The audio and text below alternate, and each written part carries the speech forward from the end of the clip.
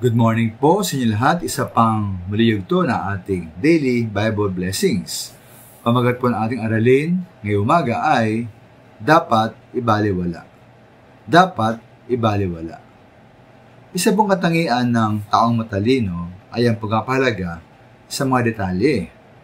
Kaya doon po sabi sa Santiago 1:19-20 sa Iporoon, dapat maging alisto tayo sa pakikinig.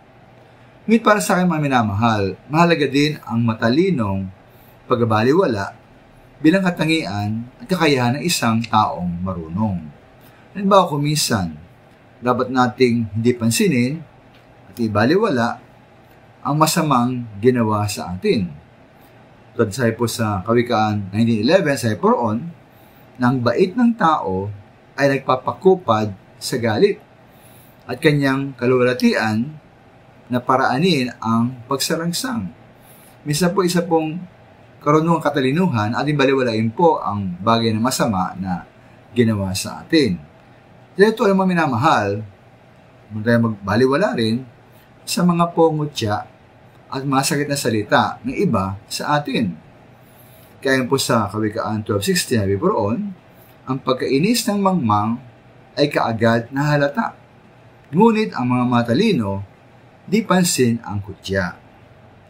Ngayon po, anong mga salita po ang nating baliwalain at di huwag nalang pansinin? No? Una po, ang mga salitang batay sa kawalan o kakulangan ng kaalaman. Lalo yung mga tao po na kasalita na parang masyado bilis sa kanyang sarili, akala nila ay marunong sila. May kartuhan ng mga minamahal ay pawang baliktad. Ang mga salita ay bunga ng kakulangan ng kaalaman. Ikaw naman minahal mga salitang wala namang silbi at kahulugan. At yung sabi lamang para may masabi. Ay nga po sa isang pilosopo, sabi niya, taong matalino, ang matalino ay may mga mabuting salita. Ang mangmang ay nais lamang magsalita. Ikatlo po mga minamahal, at ibaliwalain din, ang mga salitang salungat sa pagkatao, karakter, at gawain ng kasalita. Bawa po, ito ng taong naguturo kunwari kung paano magnegosyo. Pero, siya naman pala, walang pera. Taliwas po kanyang sinasabi sa kanyang pagkatao o ginagawa. Ika-4 po, at ibaliwalain din ang mga salitang tiyak na may masamang layon laban po sa atin. Sinasabi lamang para tayo po ay saktan o siraan.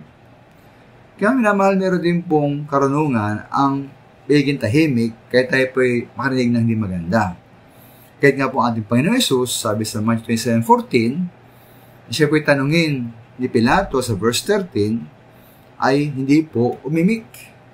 Meron pong karunungan ang pananahimik. Maraming salamat po.